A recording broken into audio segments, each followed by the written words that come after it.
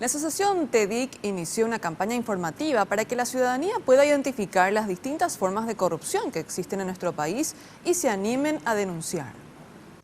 La Asociación de Tecnología, Educación, Desarrollo, Investigación y Comunicación pretende construir una sociedad transparente por medio de la participación activa y colaboración de la ciudadanía, denunciando la mala utilización de los bienes del Estado. Según la asociación, se volvió una práctica normal usar el patrimonio público para beneficio personal o de algún partido político. La idea muy base del proyecto es buscar de que la ciudadanía se involucre en el manejo de los recursos públicos en el sentido de hacer un seguimiento sobre cómo se manejan esos recursos. Partimos un poco de la noción de el que no sabe es como el que no ve.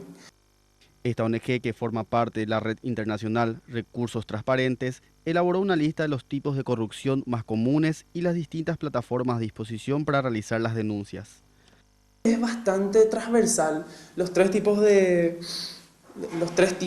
digamos, a un nivel macro de clasificación que nosotros hacemos son casos que todos conocemos. Como ya te decía, un desvío total de un fondo que era para salud, pero que se desvió para otro fin, es lo más, digamos, obvio. Pero después también existe, por ejemplo, nosotros hablamos de que un mal uso también es un mal uso en el cual el fin público para el cual el recurso se va a utilizar se cumple, o sea, digamos, se hace una obra. Pero ¿qué hay detrás de eso? Hay una sobrefacturación. Entonces, ¿qué implica esa sobrefacturación? Hay toda una estructura detrás de eso que sostiene.